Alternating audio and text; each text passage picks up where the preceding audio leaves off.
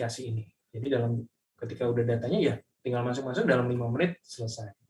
Baik, sampai sini dulu nih teman-teman. Pasti pada ngebul nih ya. Biaya franchise ya, tadi masuk di biaya-biaya, disesuaikan akunnya ya. Kalau buat laporan Mas Haikal Raffi ya, ada tulis aja biaya franchise tiap bulannya ya. Contohnya tadi ya, boleh ditambahkan di laporan laba rugi. Itu boleh ya.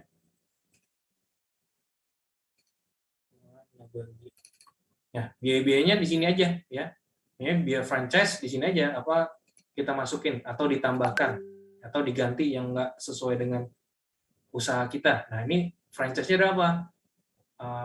Setahun langsung diparet atau kita bisa bagi lagi dalam setahun sih bayarnya, tapi kita bisa per bulan. Ya, kayak ini penyusutan kan flat atau sewa toko nih sebenarnya saya bayarnya setahun ya, tapi saya susutkan atau saya anggap saya sewa sebulan ya 2.500.000, 2.500.000 dan lain-lain. Baik, itu ya. Tadi ada pertanyaan mungkin teman-teman? Pesanan Pak, nanya lagi dong. Yang saldo laba, saldo laba dalam neraca itu sebetulnya dia harus dihabisin nggak sih? Maksudnya apakah itu dijadiin tambahan modal atau memang saldo laba itu terus-terusan terakumulasi gitu? Karena itu kadang-kadang jadi perdebatan juga antara misalkan kita bilang, oh modalnya segitu terus nih nggak pernah ditambah, tapi ada yang punya pendapat, ya itu kan ada saldo laba sebelumnya yang kemudian terakumulasi bisa jadi aset gitu. Nah, tapi sebenarnya saldo laba itu masuk ke modal atau enggak gitu? Ya, terima kasih Mas Erik. Ya, ini kembali lagi ke kesepakatan ya, itu namanya laba ditahan. Ya, nah ini tinggal terserah pemilik ya. Labanya mau ditahan atau dimasukkan ke modal atau mau dibagikan ya. Laba tahan ini atau diinvestasikan pilihannya ya. Jadi bisa tetap di laba ditahan ya, itu nggak dibagikan ya. Kedua bisa dibagikan, labanya kita bagikan deh karena untung 10 juta kita bagikan habis ya, atau ada kesepakatan labanya kita split ya, 50% kita bagikan, 50%-nya kita masukkan modal ya, atau dikeluarin semua nanti tinggal minta lagi, yuk kita patungan modal lagi ya, dimasukin lagi, atau tadi bisa dilakukan investasi dari laba ini ya. Kalau labanya udah banyak nih, enak nih, biasanya tinggal daripada nyangkut terus tuh laba, sayang kan, nominalnya gede ya, boleh dibagikan, boleh diinvestasikan, boleh di-split, dimasukin modal lagi 50%, 50%-nya dibagikan. Jadi kembali lagi ke ownernya. Itu ya Mas Erik. Itu sebenarnya nggak nambah modal, itu memang akunnya sendiri laba, istilahnya gitu. Kalau sepakatan dibalikin modal ya nanti disesuaikan lagi. Itu ya Mas Erik, sarannya sih dikeluarin aja. Kalau benar-benar mau nambah, atau digabungin dari laba selama setahun, itu nggak boleh diambil. Kita masukin modal lagi bersama, itu boleh, tinggal nanti ada penyesuaian akunnya. Oke, terima kasih. Ada lagi teman-teman? Sebelum lebih kompleks lagi nih, kayaknya ngebul ya. Nanti ada satu form lagi, itu semuanya dari jurnal, dari buku besar, neraca sampai laporan laba rugi, saya kasih contohnya, nanti teman-teman bisa minta, teman-teman bisa pakai. Ya. Saya bertanya, Mas. Boleh, silakan Pak Bambang. Mohon maaf, saya agak terlambat tadi baru tahu.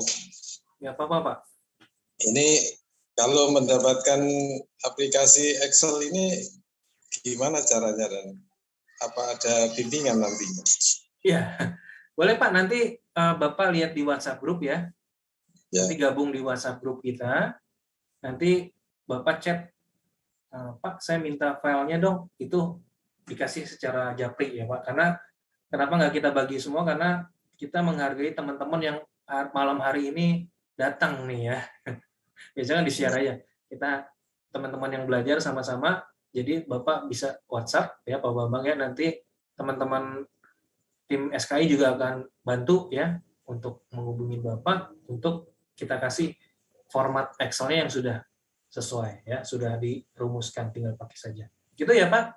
Ya, terima kasih Mas. Terima kasih ya. Ini di kolom chat sudah dibantu nih ya dari Instagram dan lain-lain. Oke, terima kasih. Oke, ada pertanyaan ya dari Pak Samsudin, kapan waktunya untuk bikin neraca pembukuan? Sedangkan selama ini uang pribadi dan usaha masih dicampur jadi satu. Oke, pertanyaan bagus ya. Kapan waktunya untuk bikin neraca pembukuan? Nah, biasanya kalau yang udah berjalan itu diupdate-nya ya per 3 bulan, 6 bulan, sampai setahun kalau untuk neraca ya. Kan diupdate modalnya bertambah, labanya bertambah. Terus juga kalau laporan rugi itu kan tiap bulan. Tapi kalau nanti jurnal itu tiap hari, ya. Saya saranin ya per 3 bulan biar ngerjainnya nggak pusing-pusing amat gitu ya. Dicicil istilahnya. Kalau udah sampai setahun kan kemana lagi nih datanya gitu kan. Per 3 bulan kan diupdate, per 3 bulan, per 3 bulan. Jadi nyicil. Prinsipnya setahun kita punya data yang akurat ya. Terus juga sedangkan selama ini ya Pak, selama ini ya, belum ada ya. Saran saya dibuat Pak, karena untuk mengakses pendanaan ya. Sedangkan selama ini uang usaha masih dicampur. Nah, ini salah satu tips buat teman-teman yang baru ya UMKM. Saran saya kita harus disiplin antara uang untuk usaha dengan uang untuk keperluan yang lain. Karena apa ya? Kalau ketika kita nggak disiplin, uang modal kita nih ya dipinjemin, walaupun untuk saudara ya, untuk saudara yang lagi sakit, kalau kita pasti teman-teman baik-baik sekali nih ya, punya hati yang baik. Biasanya uang modalnya dipinjamkan dulu ya buat ke saudara yang sakit. Akhirnya apa?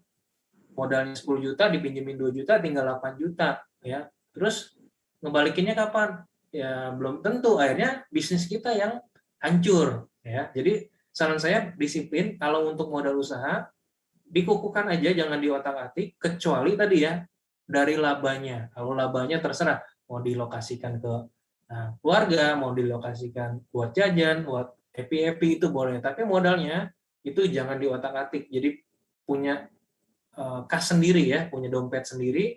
Karena tadi kalau sampai terganggu, sampai diambil, kita juga yang susah ya. Modalnya kemana, mau beli barang lagi, nggak ada duitnya ya, padahal tiap hari rame tokonya gitu ya, mau bayar tagihan-tagihan nggak bisa ya. Mulai disiplin ya Pak. Mudah-mudahan menjawab ya Pak Samsudin ya. Insya Allah Pak. Ya. Mungkin ada pertanyaan lain sebenarnya sih. Ya, boleh Pak yang mau tanya langsung.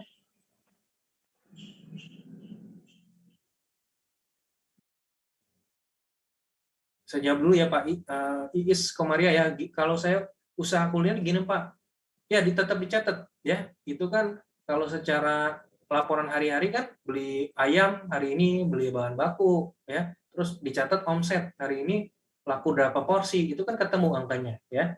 Dapat terus ditotalin tiap hari. Jadi seminggu, jadi sebulan, jadi laporan bulanan ya. Itu kan ada. Terus juga di neraca kan ada aset-asetnya mulai dicatetin Pak. Panci, kompor ya. Itu kan aset ya. Jadi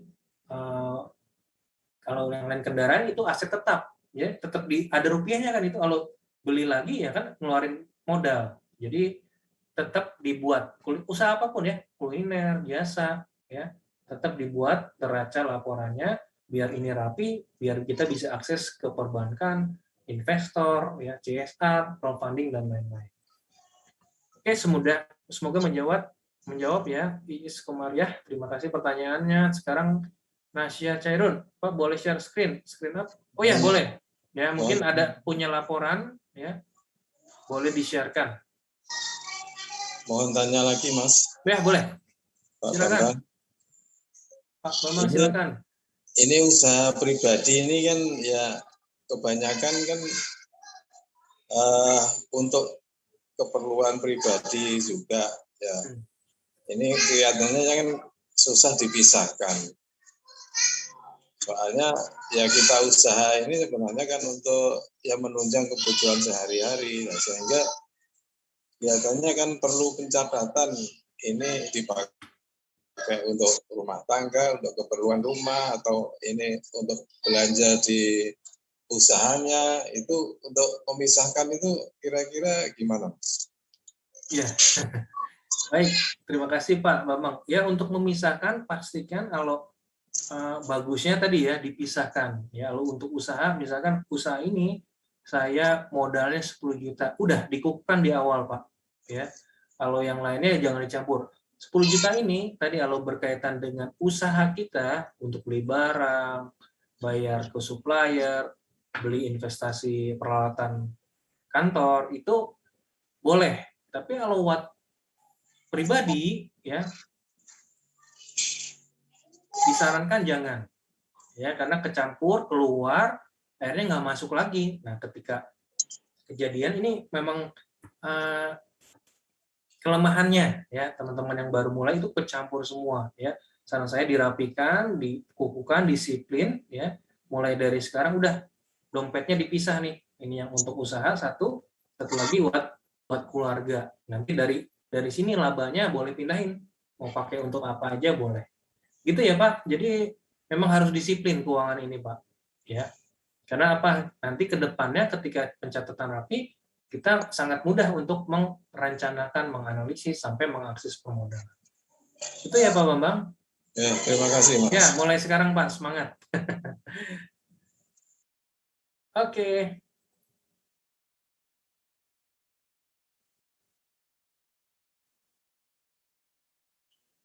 Halo Mas Ananda. Ya, silakan Pak Samsudin. Baik, saya Samsudin Mas. Ya. Mas Samsudin.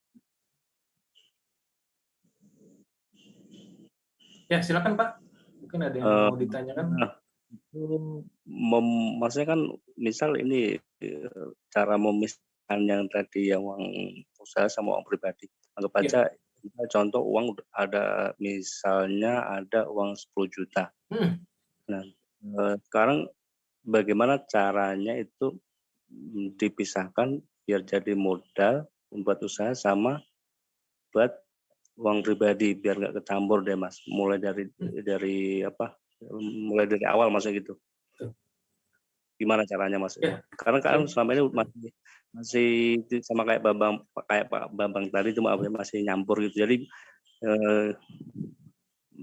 kita mau memisahkan uang usaha sama uang pribadi. Anggap aja ada uang 10 juta tuh memisahkannya gimana caranya Mas?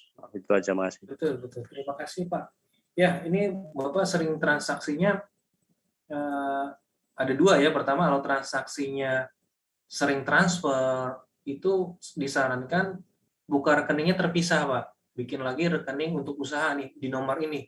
Kita mau setor, mau ambil, itu di rekening ini. Rekening pribadi, pisahkan.